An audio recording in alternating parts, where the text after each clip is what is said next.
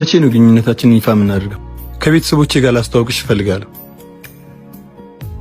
ከዛ በፊት ግን ማወቅ ያለብን ነገር አለ። ምንድነው እሱ? እያስፈራራሽኝ ነው? ልጅ አለኝ። ምን? እንዴት? ቆይሺ የስንት ዓመት ልጅ? 7 ዓመቱ ነው። ሉል ይባላል። እና ይሄን ሁሉ አሁን ገና የምትነግሪኝ? ለ6 ወር አብረን ነበርን እኮ። ተረዳኝ። እንደ እናት ልጄ እንጂ ተከላከልኩ ነበር።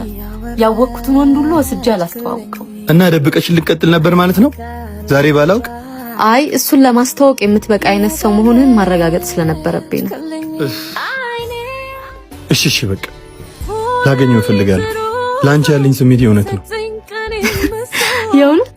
እና መቼ ነው የምታስተዋውቂ?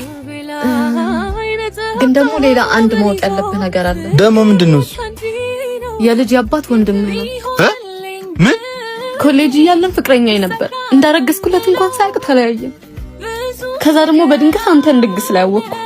በእውነት የቤተሰብ ፎቶ እስክታሳየኝ ድረስ ወንድምህ እንደሆነ አላውቅም ነበር። የምርሽን ነው? አዝናለሁ። እንዴት እንደምነግርህ በጣም ጨንቆኝ ነበር። ይሄማ ማይታመን ነው። ወይኔ ቢኒ፣ አሁን ትተኸኝ ብትሄድም እረዳለሁ። ትቀልዳለች እንዴ?